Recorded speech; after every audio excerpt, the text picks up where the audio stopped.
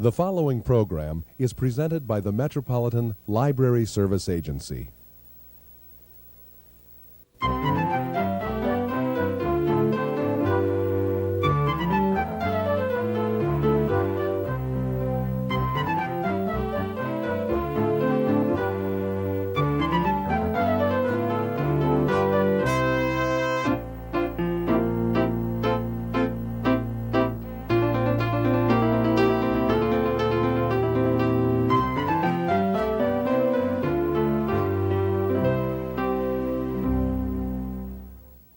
Hello, welcome to All About Kids, a program focusing on the interests of children and young people and some of the issues affecting them. All About Kids is on location today visiting the Ard Godfrey House in Minneapolis. Our tour guides are Carol Raymond, Carol McPheeters, and Gretchen Peterson. They're all members of the Minneapolis Women's Club and were actively involved in the restoration and preservation of this historic residence.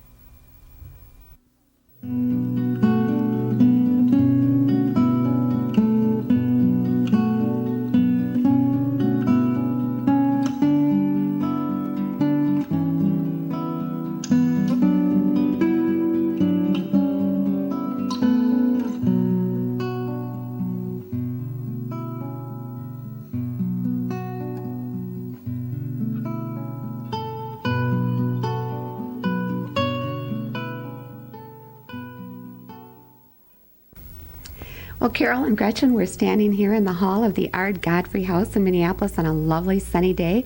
Gretchen, we've just watched you come into the house, and you are a descendant of the Godfrey family, and we're going to be hearing a little bit about your involvement in your childhood. But Carol, tell us a little bit about why the Godfrey House is important to Minneapolis and Minnesota history. Well, this little house is really the last link that we can see, the last visible link with our city when it was being born. And of course, it was called St. Anthony then. But this was opened up when Minnesota became a territory in its own right, and that was 1849, and that's when it all began. And now, Gretchen, meet Gretchen. We are so glad to have Gretchen, who's very special to us because she is a direct descendant of the Godfrey family and has been involved in the restoration work of the house from the beginning. She's going to tell you a little more about the house. Well, I think this is one of the things that probably makes people who come here excited, the actual link between people living right here today and people that lived long ago. Tell us your family story, Gretchen. In 1847, Franklin Steele, a businessman from St. Anthony Falls and a sutler out at Fort Snelling, hired my great-grandfather from Orono, Maine. He promised to build a house for the family, and in return for the family home, which would become part of Minnesota territory, great-grandfather Ard would supervise and have an interest in the sawmill at the falls here in St. Anthony. So, grandmother Harriet, arrived in 1849 with the children, Helen, age 10, and Abner, age 6, to join their father and husband. The plantings outside are very much like they would be today, except for dandelions. Great-grandmother was one of the first settlers who sent back east for seeds for dandelions. Well, I don't know if you want this on the air. Some people in Minnesota might object to your family's heritage. Well, they used the dandelions. They roasted and ground the roots of the dandelions and made a coffee-like drink. And the leaves were parboiled and used as a vegetable, and the flowers were used for dandelion wine, table beer, or fritters. That's a fascinating story, and I understand, Carol, that you and other members of the Minneapolis Women's Club go into school dressed in costume and tell the children about the Godfrey House and these sort of fascinating stories, really. Dandelions You are bet we do. around here. And they have a dandelion day here, and the children come and they braid them, and it's very Our special. opening day, that's right. It's a very special time. Well, Carol McPheeters is waiting for us in the sitting room, and we three are going to take you on the fastest tour we can of the house because we want you to at least see every room if possible in the time that we have. This is the sitting room, and when Helen was 10 and had made the long journey from Maine to Minnesota Territory, she had a new home. And as an adult, she tells us about her house, like this was the sitting room, and what some of the rooms were used for, what they were called, and some of the furniture in them. Like the cherry sewing table that belonged to her mother, and the clock on the wall that was part of their family's belongings. Now you'll notice that there are cutouts in this room. The floor gives you an idea of the size of the white pine trees that were cut from the pineries around the Rum River. Some of the trees were 100 to 125 years old. The lath and plaster. And if you could come real closely, you could see little animal hair in the plaster. That acted as kind of a glue with the lime and sand and water. And in the ceiling, you'll see pegged wooden construction. And that's what New Englanders used in their barns and in their shipbuilding. So as Helen said, this was the sitting room. I guess we'd call it a family room. Stoves, no fireplaces in the house, but maybe Ard would work on his accounts at the desk. Maybe the children would play a game of checkers. And so we hope you'll enjoy seeing the rest of the house. And come on into the dining room now. The table is set for dessert, but there were other things that that room could have been used for.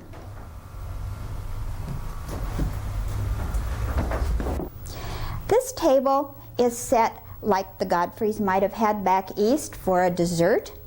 And of course it could have been folded up and put back so that they might have set up a quilting frame. They also might have just had a lot of people come to stay with them who were on their way west to settle in their new homes. So they would have had sleeping bags or sleeping bedrolls for the floor. The dishes on the shelf are the kind the family might have had. And so this is really a multi-purpose room. And the panes of glass are small because it was very practical to bring small panes of glass. They would pack them in straw in barrels. That was the only way they could survive the very long journey up the river. Now Gretchen's family had a bedroom right on the first floor. So she's going to tell you about what it was like when her great-grandparents first came to the Godfrey House and part of their story. This was my great-grandparents' bedroom. And over here is the crib that they bought from a neighbor who was leaving to go back east. 2 months after they arrived, Harriet was born. Now this was Harriet Rosetta, and she grew to be a lady of 93 years old. So she spent many years here and gave many lectures at schools. She was a school teacher and she enjoyed children. We have this beautiful bed, a 4-poster bed, and can't you just see Abner and Helen having fun swinging on it? I'm sure Grandma would take care of that though. Over here we have Grandpa's document box, and he kept all of his special papers in this. This was Grandmother's hanky. Everything in the room is of the period, but we have special things that were the Godfreys. Over here we have a special hat. Isn't that a beautiful hat? It's called a stovepipe hat. And they have a case that it fits in up on the shelf, because we didn't have closets in houses at this time. And they would hang their clothes on a hook or put them in chests at the end of the bed, such as we have here. This sheet happened to be a Godfrey sheet from their home. But they would keep their dresses or blankets and things in these 6-sided chests. And that's what kept their rooms neat and clean. We have a little umbrella over here that the women used. They were very conscious of sun even in those days. And there's a clock and the candle. And over here we have a hat that a sunbonnet or probably a nightcap when they went to bed at night. But they always wore their bonnets outside. Over here we have a bed warmer. And this was used, they would put the coals in it. and slide it in on the bed to warm the sheets before they went to bed at night. And they didn't have bathrooms, so they had to have their washstands here in the bedroom. And this is a very pretty one. The soap, they even had to make their own soap, and they made it out of lye. And it wasn't fancy in smooth bars, but they did the best they could, and it kept them clean. They always had rugs, and they made use of every bit of material that they had. And they would make rag rugs, or they would hook their rugs in those days.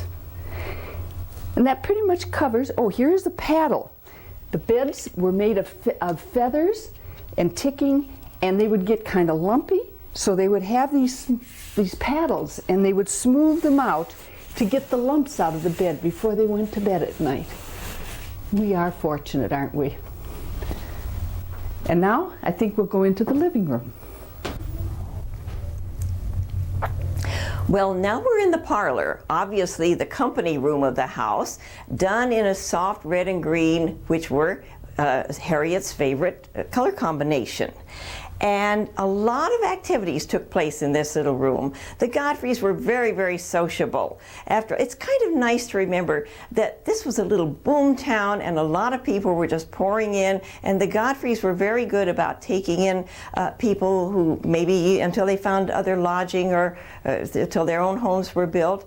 And they were all young couples with lots of young children. So the Godfrey children had lots of other children to play with, although they all helped their parents around their homes. They had to, but they had lots of time to play too. And of course, they had the fields and the river and wonderful places to play. Well, as remember, they were all young, and so when they weren't working, they liked to have parties and social events. The very first Masonic Lodge was founded in this room, and it's still going strong. That's the Cataract Lodge. And of course, Mr. Godfrey was a member, and that was chartered here. Helen even remembers that when they did come into the parlor, they couldn't hurt the furniture in here, the children couldn't, because it was horsehair sofa and a little horsehair rocker. And we had the table set up for Mrs. Godfrey to entertain some friends at tea. And you'll see all the black walnuts. They were very, very plentiful on Nicollet Island. And I think blackberries were too. And so we have a whole lot of black walnuts for her to offer to her guests. We even have, although I'm sure Mrs. Godfrey didn't use it, a lady's spittoon, because in those days some women still were smoking little pipes, and they needed something like that. I doubt if Mrs. Godfrey and her friends did, though. But the main focus of attention in this room is the piano. Mrs. Godfrey played the piano, and Ard played the violin, and we have his violin and the piano. And we know that this family loved to have the children come with them, and they would come in here lots of evenings and gather around the piano. Mrs. Godfrey played, Ard played the violin, and apparently he had a beautiful singing voice, and he loved to sing Home Sweet Home. And they were very good dancers, we know too. The story of the piano is interesting, and we're so glad to have it. If you notice, it's a rather short keyboard, a cottage size. It's a beautiful Chickering, fully restored. Now, the Godfreys came from the East, and they didn't have a lot of money, but they were educated. They wanted their children to have the best in education and culture that could be provided out here on this frontier land. And so Helen was able to take piano lessons from Mrs. North, who lived over on Nicollet Island. Of course, there wasn't a bridge. How do you suppose she got there? Well, she walked all the logs that were jammed into the river waiting to be sawn. And of course, in the winter, it was really easy because they were frozen. I think once she slipped, and they had quite a time getting her out. But that's how she got back and forth. Well, Mrs. Godfrey wanted Helen to have her own piano to practice on. So she asked her brother back east to find one and have it shipped to her. He had this beauty sent from Boston. And at the time, he wrote a note and said, excuse me, he knew it was a lot of money, but he knew she wanted the best. It cost $300.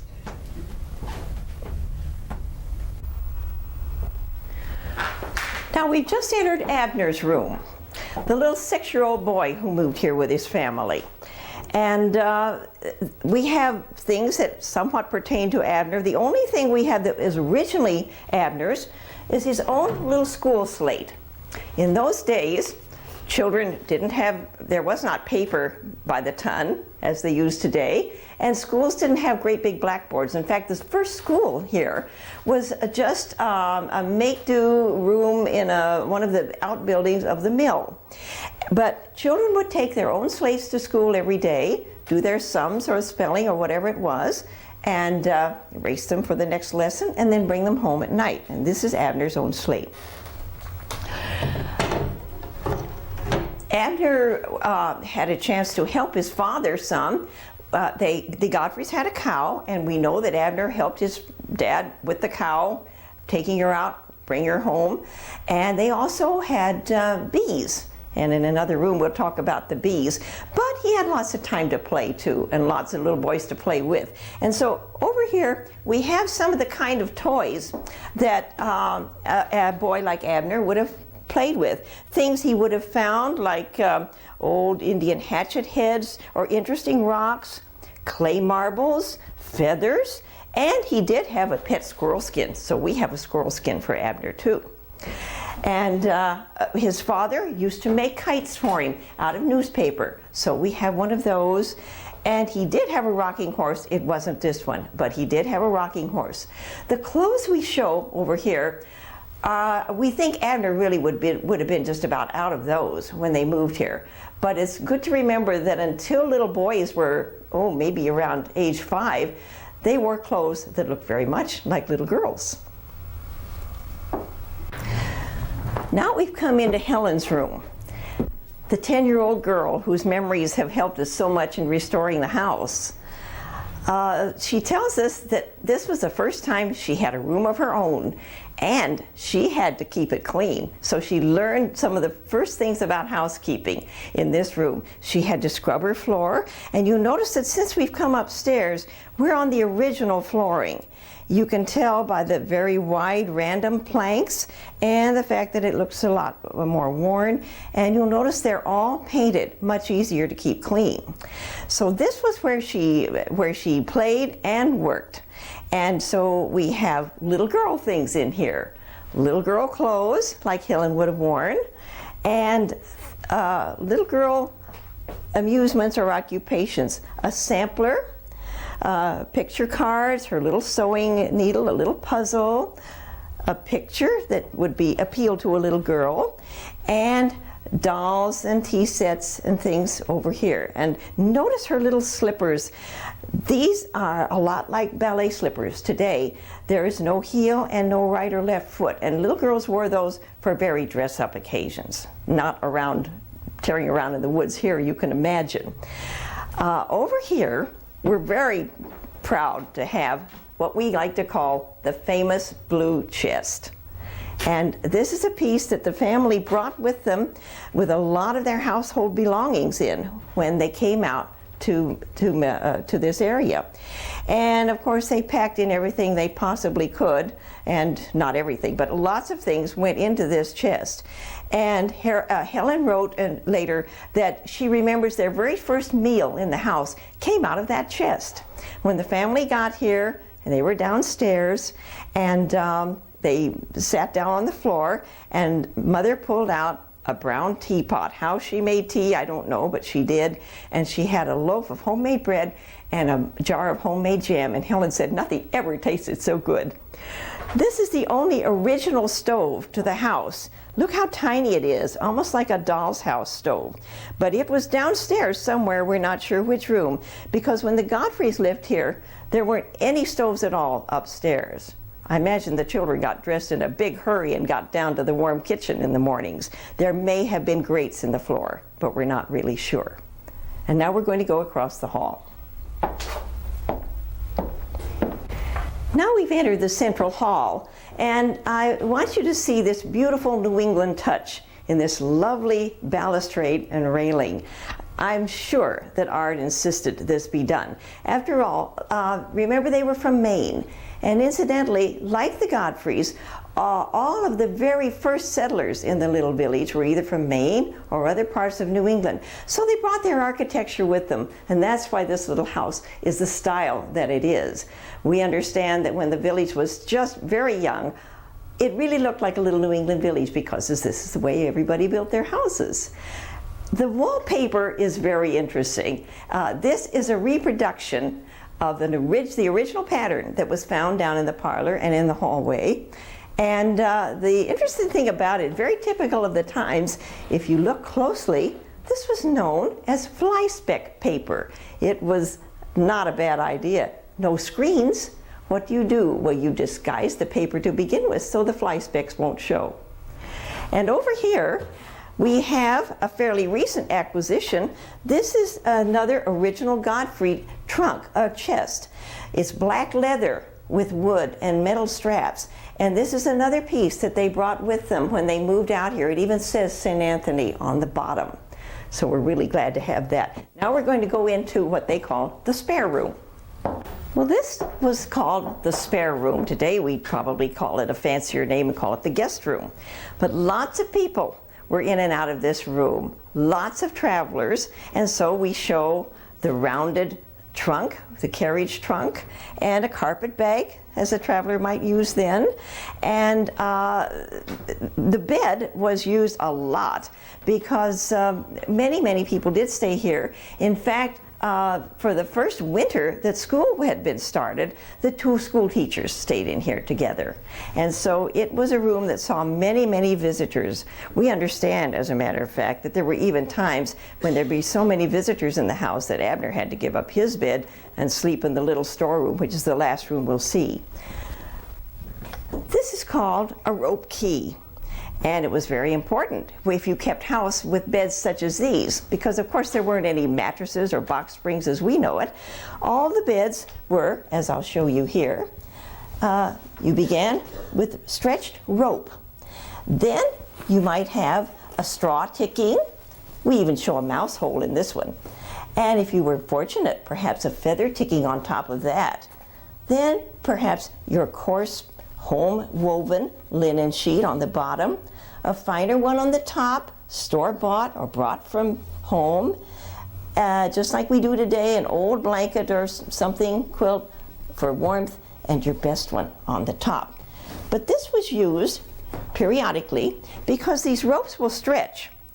And you know what happens, then your bed sags even more. So every now and then it really took two people to undo the knot and pull up the ropes very tightly, and then while one person was holding onto those ropes, the other one would take the key and twist even more to get those ropes even tighter. So you get it just as tight as you could till the next time you had to do it. We understand this is where the phrase sleep tight came from. On the bed you see a couple of dresses. This pink one is a very pretty party dress of the period. It is an authentic dress such as a young teenage girl might wear to her special dance or party. This is a dress made for us by the University of Minnesota, exactly as clothes were made then. You can even feel the whalebone stays in it. So it's the exact style that was so popular then. The fitted in waist, the dropped shoulder, such as you see on mine, and much detail and lots of buttons. Over here we have a newspaper of the day, and here's a silk top hat. Now downstairs the hat you saw was a beaver hat, and we thought it might be well to remind you that because beaver hats became so popular for a while, pretty soon all the beavers had been hunted and killed for pelts, and when there weren't any more for a long time, that was the end of the beaver hat. So we went to the silk. This is the little storeroom. They called it the winter-summer room. There was no attic or basement in this house. It was too close to the river for something like an excavated basement. It was just a place to store the off-season things that weren't used. Everything from buffalo robes and blankets in the winter that were not needed in the summer, spinning wheels that weren't used all the time, or maybe summer things that weren't needed in the winter, such as the bee smoker, because the Godfreys did keep bees. We have a toolbox with some tools such as Ard might have used in his early business in the building sawmills, skates for the river without shoes, just strap-ons. The main thing I want you to see in the corner in this room is Abner's own little sled with metal runners. Abner wasn't very happy about moving all the way out here and leaving his friends back east at first. So Father kind of opened his mouth and put his foot in it, and he said, "Oh, you're going to love it. Sleds grow on trees in Minnesota." So of course, Papa had to build a sled, and Abner got it that first Christmas. There it is. The last room you're going to visit is the kitchen. Probably the coziest, don't you think, Gretchen? Oh, I think the most used. Probably the warmest in the wintertime. Right. And Gretchen is sitting on the stool her great-grandmother might have sat at to maybe stir something on the stove. And what else do you think? Well, I wanted to point out these sad irons. They had to bring lots of wood into the fireplace, and then they would heat one iron and then another iron and take it back and forth. That was Abner's job, don't you think? Oh, I'm sure, but I'm sure the women did the ironing. But do you think Helen might have had to take care of the babies while her mother ironed? Yes, absolutely. Oh, absolutely. And all of the things on the table, very practical. Your great-grandma was known for her baked beans, and as they walk out the hall, they'll see the Right. oven. Right. And you know they can't stay for dinner because the fire's gone out. Too bad. I think the cone of sugar is very interesting, how they... What's that? Well, that's the way they bought their sugar, and then they had to clip it off with this little tong, and they would take and clip this sugar that's in the container, and they would clip it off, and then they would have to take and shred it or sand it and put it through and make their cake from there. They didn't go to the store and buy sugar. Oh, I So, suppose they I'm did. sure the children were put to use in many ways like that to help mother. How about these tools? You know, they made everything by hand. Look at this rolling pin. Oh my. Seen it stay. I wonder how many pies it rolled out. Many, many, many. But even the spoons, they're all whittled. They didn't just go and buy these things. The table had to be made. Looks like it came from a pair of old cupboard doors. Well, it's important because this is quite a wide piece of wood, and that meant that it was more expensive. Oh.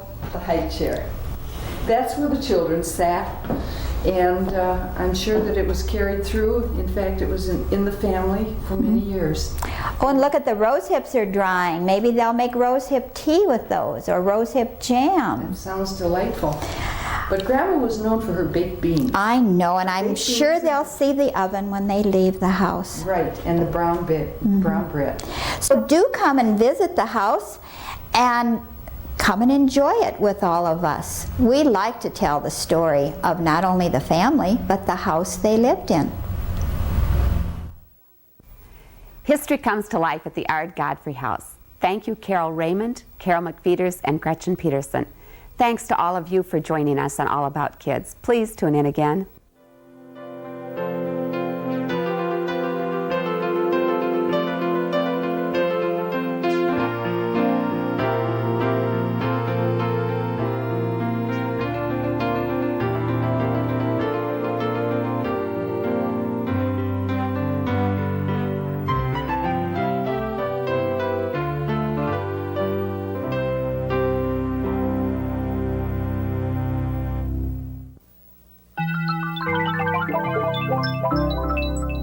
This has been a presentation of Hennepin County Library in conjunction with the Twin Cities Metropolitan Library Service Agency.